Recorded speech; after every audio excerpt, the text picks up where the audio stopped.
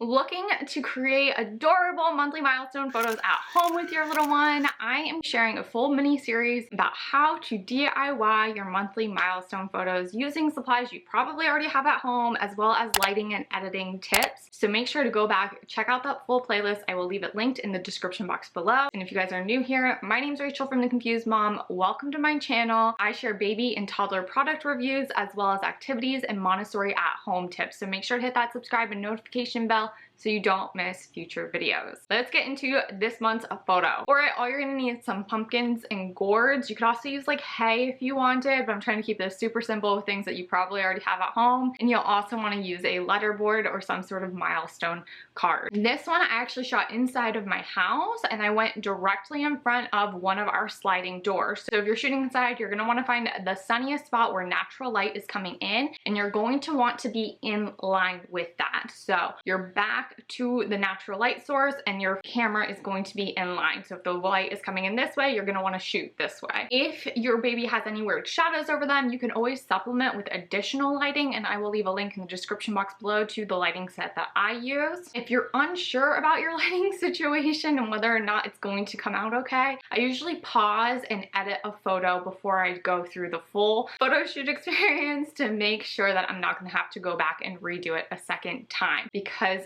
while you can't always edit your photos, you just can never truly out-edit bad lighting, in my experience. So in this situation, I went through, edited my first photo, realized it wasn't quite the light I wanted. This can happen a lot if your windows have any sort of tint on them. So our sliding doors do have like a brown tint, which can cause things to look really yellow and dingy. So I went ahead and supplemented with my lighting system. Edit, I just used the free mobile Lightroom app. I generally start by adjusting the warmth and vibrancy. From there, I go back into the color section and I mix it. I generally move my yellows to be more orange on the hue scale, and then I up the luminance. When you up the luminance, it makes things a bit whiter and brighter overall. Then I adjust the lighting by playing around with exposure, contrast, highlights, shadows, whites, and blacks, pretty much everything in this little section here. There was still like a weird yellow, dingy tinge to the photo though that I didn't like, so I went into color grading. And for the shadows, I made everything a little bit more pink, and for the highlights, I moved everything a little bit more blue.